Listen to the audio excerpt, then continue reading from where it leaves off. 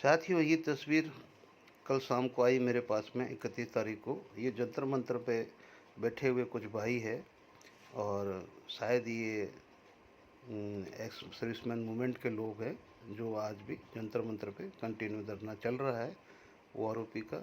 और ये भी वही आपकी ओआरओपी के लिए लड़ रहे हैं।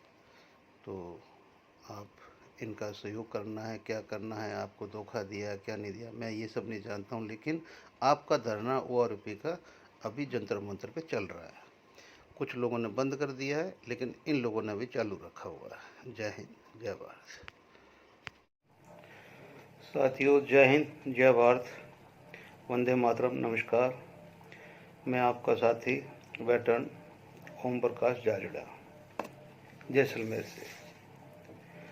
आज मैं आपके सामने बहुत ही नई खबर लेके आया हूँ कि कल हमारे साबका संघर्ष कमेटी तरन तारण की पंजाब वालों की मीटिंग हुई और जो पीछे से बताते आ रहे थे कि भाई 2 उम्मीदवार खड़े करेंगे पीएम के सामने और रक्षा मंत्री जी के सामने, तो विचार कैंसिल करते हुए रक्षा मंत्री जी को बरी कर दिया गया है और आरोपी उनके लिए अभी एक प्रधानमंत्री जी है। और आरोपी है या कुछ और है वो तो अभी आप लोगों ने दिमाग लगाना है, ठीक है ना।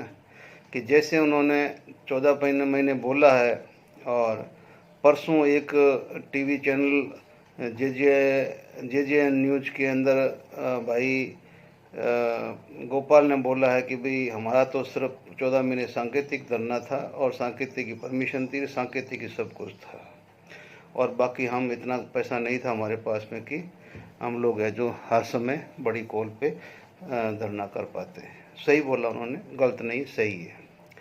तो अभी कल फैसला लिया गया कि भी सिर्फ प्रधानमंत्री जी के सामने हमारे प्रकट बापू खड़े होंगे और प्रधानमंत्री जी की चुनाव क्षेत्र से वाराणसी से। अब यहाँ पे एक शब्द और भी आता है कि क्यों खड़े होंगे, तो इस क्यों का जवाब ये नहीं है कि हमें ओआरओपी लेना है। ओआरओपी नहीं मिला वो ये बोल रहे हैं, मैं नहीं बोल रहा हूँ। मेरे हिसाब से तो ओआरओपी बहुतों को मिला है, बहुतों को मिला है, ऐसा नहीं कि नहीं मिला है। जिनको नहीं मिला वो कुछ अलग लोग हैं और क्यों मिला वो कारण भी अलग है, क्यों नहीं मिला वो कारण भी अलग है।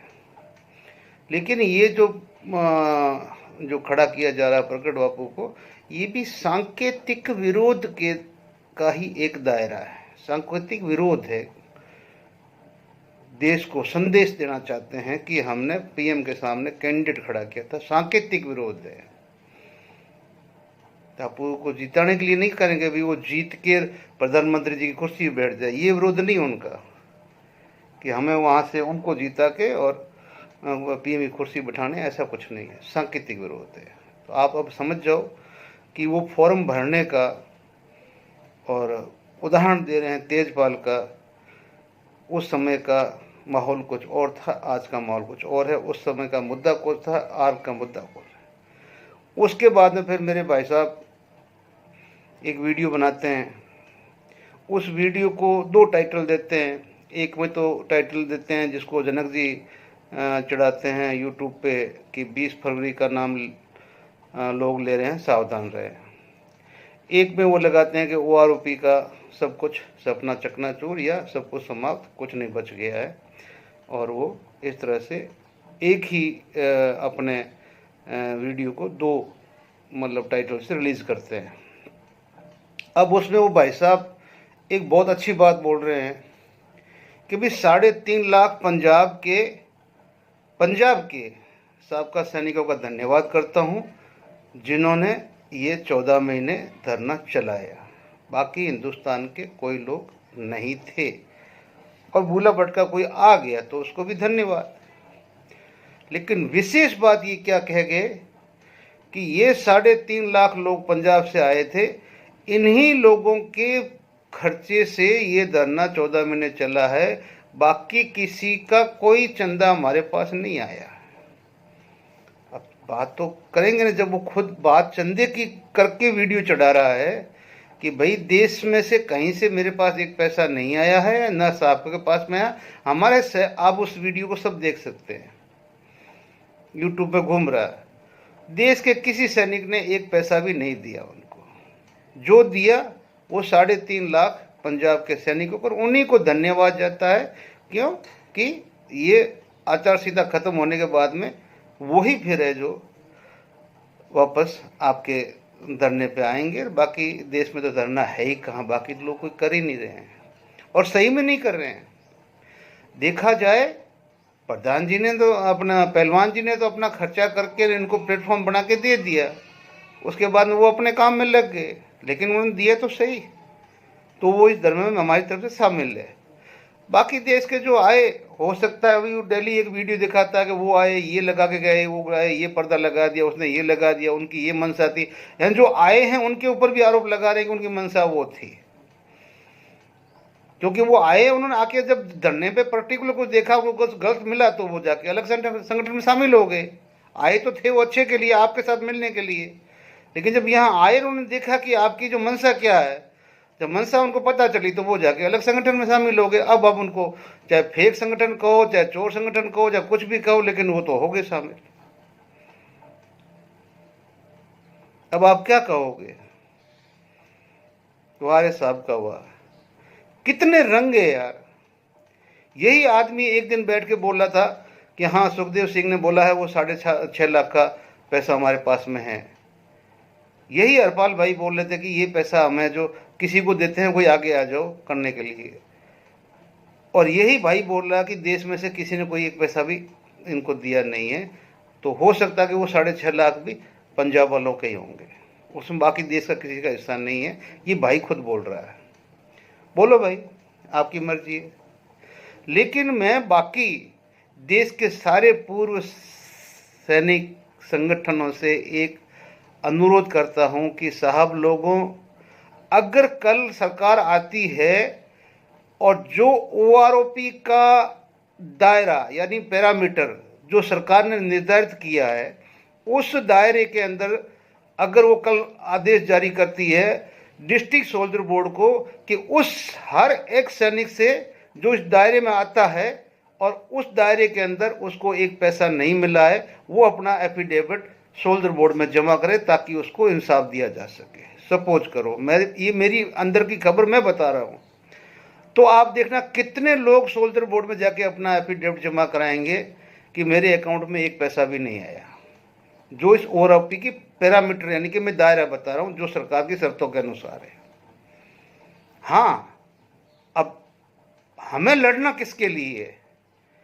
हमें लड़ाई लड़नी है अपने उन भाइयों के लिए जिनको जैसे बॉन्ड भरे हुए हैं, अलग अलग हमारी सर्विसों के बॉन्ड है, नेवी का अलग है, एयरफोर्स का अलग है, आर्मी का अलग है। अगर हमने उस बॉन्ड को क्लियर कर लिया है तो फिर हम प्रीमेच्योर कहाँ से हो गए भाई? हमने जो रैंक दी है हो सकता है वो रैंक की सर्विस हमने पूरी ना की हो, तो जब हम प्रीमेच्योर कैसे हो गए? मैं सिर्फ डेफिनेशन लेता हूं बॉन्ड की। उस बॉन्ड की जो शर्तों के अनुसार मैंने अपने देश की सेवा कर ली, उसके बाद में जो मुझे रैंक मिली, हो सकता है मैं अपनी रैंक की जो ड्यूरेशन की सर्विस नहीं कर पाया, तो इसका मतलब जो एयरफोर्स और नेवी के जिनको 57 साल तक करना पड़ेगा, अगर ऐसा कहोगे तो ये होगा, तो 20 साल के बॉन्ड तक कोई करता है और आ जाता है तो सारे प्रीमेच्योर ही है, सब प्रीमेच्योर है। वो तो फिर किसी को और भी मिलेगा नहीं, एयरफोर्स नेवी को मतलब भी नहीं है, क्योंकि 1-2% JW वगैरह या जो वारंट ऑफिसर WO या मास्टर वारंट ऑफिसर, वो लोग 57 साल तक कर पाएंगे। तो 57 साल जिन्होंने किया है उसको छोड़ के जो भी बीच में आया वो सब प्रीमेच्योर हो गए, सब प्रीमेच्योर हो गए ना, क्योंकि उन्होंने जो भी रैंक पहनी हुई उनका 57 साल तक नौकरी है, ठीक है ना, तो वो सब प्रीमेच्योर हो गए। तो साहब, जो आपके कानून के अंदर आपके आर्मी एक्ट है, एयरफोर्स एक्ट है, नेवी एक्ट है, उसके अंदर जो आपकी टर्म्स कंडीशन इनरोलमेंट की है वो शर्त पूरी हो गई, तो आप प्रीमेच्योर कैसे हो गए? इसके ऊपर लड़ो मेरे भाइयों, लड़ो, तब जाके मिलेगा। सेकंड नंबर आता रिजर्विस्ट का। कि जो 3 लड़ियां लड़ी, 62, 65, उसके साथ में 71, और उनको श्रीमती इंदिरा गांधी जी ने घर भेज दिया रिजर्विस्ट बना के कि जब जरूरत पड़ेगी तो बुला लेंगे, नहीं तो आप रिजर्विस्ट हो जाओ। चले गए बेचारे। वो मेडल लगाए हुए, पूर्वी स्टार लगाए हुए, पता नहीं कौन कौन स्टार लगाए हुए, उनको आज आप 4-5 हज़ार रुपये की तनख्वाह दे के चुप किए बैठे हो। तो कम से कम उनको एक सिपाही की पेंशन तो दो, उनके लिए खड़े। और वो बचे कितने हैं अभी, बच्चे कितने हैं, ऊंट मुंह के मुंह में जीरा। उनके लिए लड़ो, कुछ आशीष मिलेगी। या फिर अपनी विधवा माँ बहनों के लिए कि जो कि पति के समाप्त होते 30% में पेंशन आ जाती है, नहीं, कम से कम उसका पति की पेंशन को कम मत करो। क्यों कि आज एक सिपाही चला जाता है, सिपाही की कितनी पेंशन होती है, फिर उसके बाद में जैसे वो चला गया तो उसके बाद में 30% में क्या वो बच्चे पालेगी, क्या वो अपना घर चलाएगी, क्या रोजी रोटी करेगी। तो उसके लिए लड़ो, जो रीज़न है, ठीक है ना।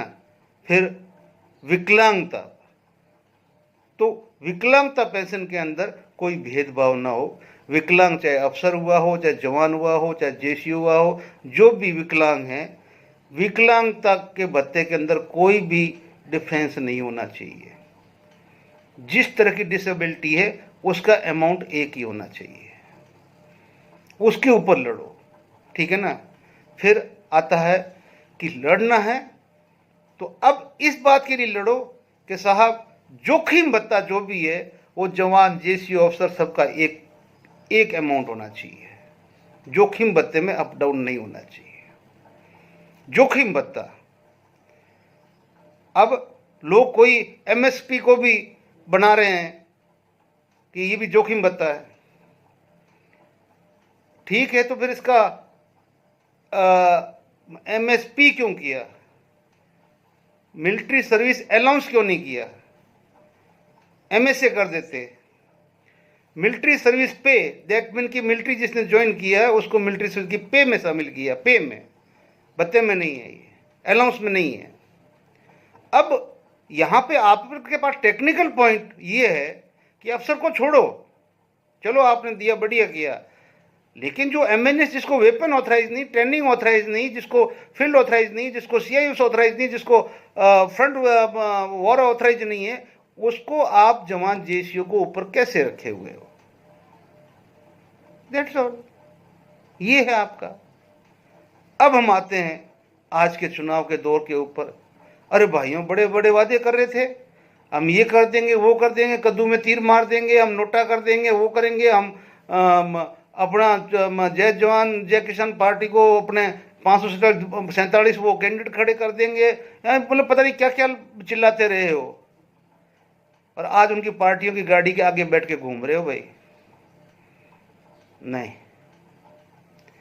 तुम्हारे साथ धोखा तो हुआ है, और इस धोखे के लिए आप खुद ही जिम्मेवार हो, क्योंकि आपका खुद का स्टैंड क्लियर नहीं है, ना एकता है। चलो एकता नहीं है तो कम से कम जो आपका माइंड सेट तो एक जगह स्थिर रखो ना। सभी सबने मिलकर अगर 3 जगह की कमेटी मांगी है तो फिर आप स्टैंड एक जगह भी रखो ना सभी। चलो अलग एक नहीं होंगे, लेकिन वो तो रखो। ऐसा नहीं हुआ है, अगर पीएम ने नहीं दिया है तो फिर पीएम के विरोध में आप, जो इस सरकार के विरोध में जाओ आप। क्यों कि मैं बोलता हूं संगठन है इन्हीं के हैं। वो कभी भी तो मेरे को लगता है कि कपिल सही बोल रहा है कि संगठन आवाज ही नहीं उठा रहे हैं। कोई संगठन नहीं बोल रहा कि भी चलो इस सरकार के अगेंस्ट के अंदर हम नोटा में जाएंगे, या इस सरकार के अगेंस्ट में हम लोग प्रचार करेंगे, हम गांव में जाएंगे, हम सैनिकों के साथ में भेदभाव हुआ, हमारा साथ दो और हमें न्याय दिलाओ। पब्लिक के बीच में जाने का हमारा हक था, लेकिन ये हक भी हमारे संगठन के अधिकारियों ने छीन लिया। किसी ने डिक्लेयर नहीं किया। अब चुनाव आचार संहिता लग गई, किसको आप ज्ञापन दोगे भाई? कौन लेगा? अभी तो मुख्य चुनाव आयुक्त है, कोर्ट है, राष्ट्रपति है, सरकार तो कोई है नहीं जो आपका ज्ञापन ले लेगी। दो भाई, जो करना करो। लेकिन कल मेरे पास किसी साहब का फोन आया, साहब बातें तो आपकी बड़ी अच्छी होती है, लेकिन आपके वीडियो को कोई लाइक क्यों नहीं करता है? साहब, मैं आपको बता देता हूँ, चुंबक बड़ा या छोटा होगा ना, दोनों तरफ चुंबकित्व शक्ति होगी, तब भी वो एक दूसरे को खींचेगा। मेरे में सच है, अगले में सच होगा तो ही मेरे को वो सब्सक्राइब करेगा, क्योंकि ये झूठ की मार्केट है। यहाँ लोगों को झूठ बेचना आता है, और जो झूठ बेचना जानता है वो झूठ बिकता है। मेरा सच दिखाई नहीं देगा आपको, किसी को नहीं देगा, ना मेरी आवाज़ सुनाई देगी। इसलिए कोई सब्सक्राइब नहीं करता तो मैं बोलता भी नहीं कि करो, तुम्हारी मर्जी भाई, ठीक है ना। लेकिन मेरी सच की आवाज़ 5, 10, 20, 100 जितना सुने उतना ही काफ़ी है। अब आपके साथ क्या किया गया है वो आप आगे देखो, अपने माननीय पीएम साहब को क्या बोल रहे हैं वो। जय हिंद, जय भारत। पेंशन, ये सरकार आने के बाद हमने वादा किया था कि हम 1 रैंक 1 पेंशन लागू करेंगे, और मैं आज मेरे वीर जवानों के सामने सर झुका करके इस वादा हमने पूरा कर दिया। आज मैं संतोष की अनुभूति कर, 5,500 करोड़ रुपया वितरित हो चुके हैं। जब मैंने हिसाब लगाया तो फौज को 1 रैंक 1 पेंशन का पैसा अगर देना है तो 12,000 करोड़ रुपया चाहिए। 12,000 करोड़। ये फौज के जवानों के साथ धोखा है कि नहीं है? फौज के जवानों के साथ धोखा है कि नहीं है? अगर उनको देना था तो 12,000 करोड़ रुपए का प्रबंध करना चाहिए था कि नहीं करना चाहिए था? हमने किया, और भाइयों बहनों, हमने 1 रैंक 1 पेंशन लागू कर दिया। 4 किस्त में पैसा देना तय कर लिया। अब तक 6,500 करोड़ रुपया हम दे चुके हैं। भाइयों बहनों, आगे वाली किस्त भी इस बजट में देने का फैसला कर लिया। इन कागज पे चीजें इकट्ठी करते करते मुझे 1.5 साल लग गया। सब बिखरा पड़ा था। पूर्व सैनिकों के नामों का ठिकाना नहीं मिल रहा था, संख्या सही नहीं मिल रही थी। मैं हैरान था। देश के लिए मरने मिटने वाले फौजियों के लिए सरकार के पास सब बिखरा पड़ा था। मैंने वादा किया, मैं वादा पूरा करना चाहता हूं, लेकिन सरकार की तिजोरी में इतनी ताकत नहीं है कि एक साथ 12,000 करोड़ रुपया निकाल दें। ये लोग तो 500 करोड़ की बात करके चले, मान लेंगे। भाइयों बहनों, ये निवृत्त फौजियों की ताकत थी कि मैंने निर्णय कर लिया, और अब तक 4 किस्त दे चुका हूं। 10,700 करोड़ रुपया उनके खाते में जमा हो गए हैं, और बाकी किस्त भी पहुंचने वाला है। ऐसा ही एक संकल्प मैंने आपके सामने किया था 1 रैंक 1 पेंशन को लेकर के, कि 1 रैंक 1 पेंशन न सिर्फ लागू हो चुका है, बल्कि अब तक 35,000 करोड़ रुपए हमारी सरकार द्वारा वितरित किए जा चुके हैं। राजस्थान के मेरे वीर भाई और बहनों, मोदी ने अपने सैनिक परिवारों को 1 रैंक 1 पेंशन इसकी गारंटी दी थी। हमने अब तक 70,000 करोड़ रुपए 1 रैंक 1 पेंशन के तहत हमारे सेना के जवानों को मिल चुके हैं। यही रेवाड़ी में मैंने पूर्व सैनिकों को 1 रैंक 1 पेंशन लागू करने की गारंटी दी थी। रेवाड़ी की वीर धरा से लिया गया वो संकल्प मैंने आपके आशीर्वाद से पूरा किया। अभी तक ओआरओपी के तहत 1 रैंक 1 पेंशन के तहत पूर्व सैनिकों को करीब करीब 1 लाख करोड़ रुपए मिल चुके हैं। साथियों, जय हिंद।